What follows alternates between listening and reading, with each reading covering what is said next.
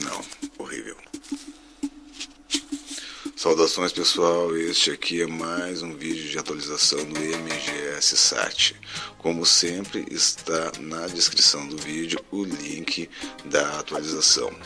Lembrando sempre que a data que está aqui acima deste vídeo, nomeando o vídeo, é a data da atualização, que está postada na descrição.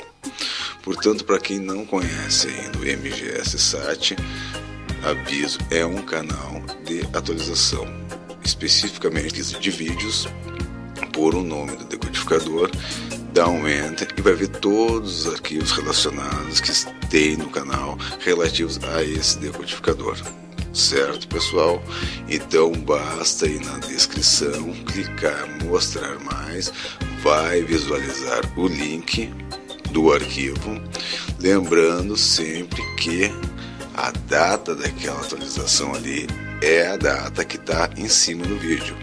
Salve então o vídeo de sua preferência como favorito, e se uma hora ver que seu aparelho está dando algum probleminha que você achar que é atualização, vá lá no vídeo e observe se o vídeo mudou a data. Se mudou a data, como eu falei antes, a data que está é referente à atualização que vai estar disponível ali embaixo na descrição.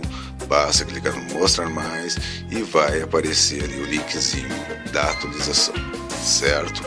Para quem não sabe atualizar o decodificador, que não faz ideia de como é e quer aprender para deixar de ter esse gasto, também embaixo na descrição vai ter dois vídeos, um parte 1 e outro parte 2, explicando primeiro como preparar o pendrive para inserir o arquivo e depois, posteriormente, atualizar o decodificador, e o outro é dando uma noção de como lá no decodificador atualizar.